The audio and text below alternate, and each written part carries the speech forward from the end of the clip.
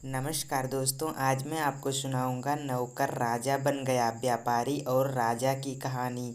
तो दोस्तों, अगर आप हमारे वीडियो को पहली बार देख रहे हैं तो नीचे लाल रंग का सब्सक्राइब लिखा होगा, वहां पर क्लिक कर दीजिए और हमारे वीडियो को ज़रूर लाइक कीजिए। एक गांव में एक व्यापारी रहता था जो बहुत ही ज़्यादा अमीर था। व्यापारी के बहुत सारे व्यवसाय थे, जिसकी वजह से व्यापारी बहुत ही ज़्यादा अमीर हो गया था और व्यापारी के पास बहुत सारे नौकर भी थे जो दिन रात व्यापारी के लिए काम करते थे। उनमें से एक होनहार नौकर बलदेव हमेशा व्यापारी के साथ रहता था। व्यापारी का एक छोटा सा लड़का भी था जो बहुत ही ज़्यादा शरारती था। एक दिन जब व्यापारी का बहुत सारा माल दूसरे शहर से नदी के रास्ते आने वाला था, तब व्यापारी समुद्र किनारे गया। उस दिन वह अपने छोटे लड़के को लेकर गया था। नाव आने में थोड़ी देर हो गई, जिसकी वजह से छोटा लड़का परेशान हो गया और कहने लगा, पापा चलो घर वापस चलते हैं। और व्यापारी ने कहा, नहीं, मैं यहाँ काम से आया हूँ। जब तक मेरा जहाज़ नहीं आता मैं यहाँ से वापस नहीं जाऊँगा। तुम थोड़ी देर और रुको, हम साथ में वापस चलेंगे। छोटा लड़का गुस्सा हो जाता है और वह जाकर नदी में छलांग लगा देता है। उसे तैरना भी नहीं आता था। छोटा बच्चा डूबने लगता है।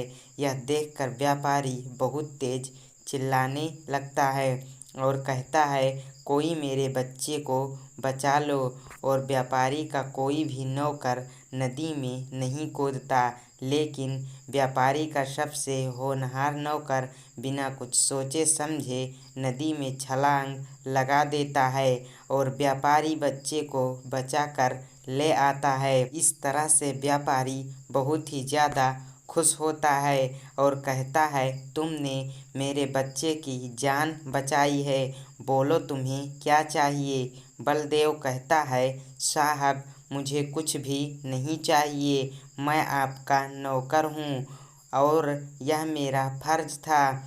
पर व्यापारी खुश होकर कहता है, जाओ, मैंने तुम्हें यह नाव जो माल से भरा हुआ है मैं तुम्हें दे देता हूँ।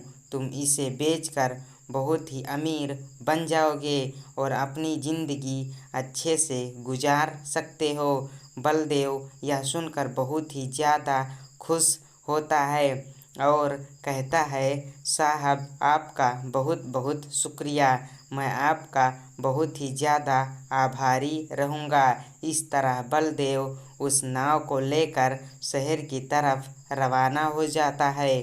सफ़र बहुत लंबा होता है, पर एकदम से तूफान आ जाता है, जिसकी वजह से नाव पानी में डूब जाती है और बलदेव किसी तरह से अपनी जान बचाकर नदी किनारे पहुंचता है।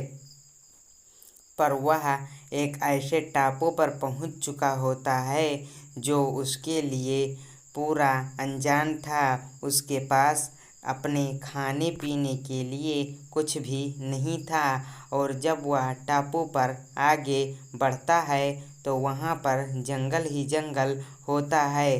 पर थोड़ी दूर चलने के बाद बलदेव को एक महल नज़र आता है।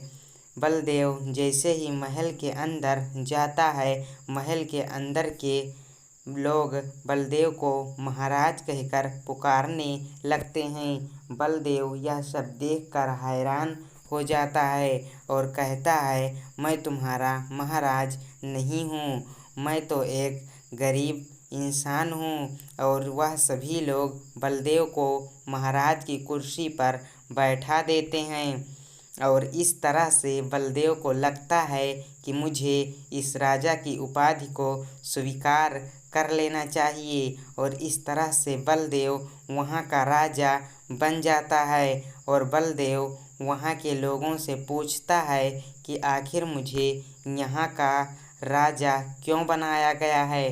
तो वहाँ के लोग कहते हैं, महाराज हम हर साल इस जादुई नगरी में यहाँ पर एक नया राजा बनाते हैं। जो भी व्यक्ति इस गांव में नया आता है उसे यहाँ का राजा बना दिया जाता है और उसके 1 साल पूरा होने पर रेगिस्तान में छोड़ दिया जाता है। यहाँ पर कुछ भी नहीं मिलता और वह वहाँ पर भटक कर मर जाता है। यह सब सुनकर बलदेव हैरान हो गया और कहने लगा, यह कैसी प्रथा है। पर गांव के लोगों ने कहा, महाराज आप जब तक यहाँ पर रहेंगे आपको पूरी तरह से महाराज की तरह ही माना जाएगा, पर 1 साल बाद आपको यहाँ से जाना पड़ेगा। इस तरह से बलदेव ने सोचा, मुझे इसका कोई उपाय ढूंढना होगा। इस तरह बलदेव बड़े ही आराम से राज्य में राज करता रहा, खाता रहा, पीता रहा और लोगों की बातों को सुनता रहा। और इस तरह धीरे धीरे करके पूरे 1 साल बीत गए और फिर गांव के लोगों ने बलदेव से आकर कहा, महाराज आपके 1 साल पूरे हो चुके हैं, अब आपको हम उस रेगिस्तान में जाकर छोड़ेंगे। बलदेव ने कहा, ठीक है, मैं उस जगह पर जाने के लिए तैयार हूँ। और सभी लोग रेगिस्तान की तरफ चल देते हैं। पर जब गांव वाले रेगिस्तान के पास पहुंचते हैं तो उन्होंने देखा वहां कोई रेगिस्तान था ही नहीं, बल्कि वहां तो एक बहुत ही हरा भरा गांव था। वह सब यह देखकर हैरान हो गए और फिर बलदेव ने कहा, तुम्हें क्या लगता था मैं बाकी राजाओं की तरह आलसी राजा थोड़ी बनूंगा। मैंने पहले दिन से ही इस रेगिस्तान को एक हरे भरे गांव में बदलने के बारे में सोच लिया था। इसलिए मैंने गांव के कुछ बहुत ही ज़्यादा मेहनती लोगों को इस रेगिस्तान में घर बनाने और पेड़ लगाने का काम सौंप दिया था।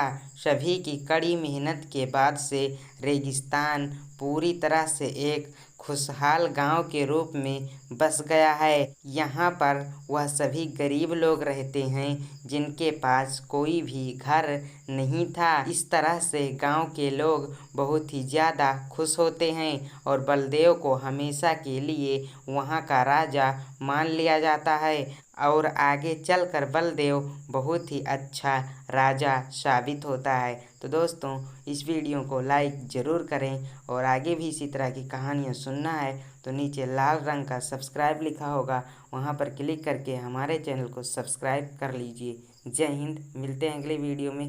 वंदे मातरम।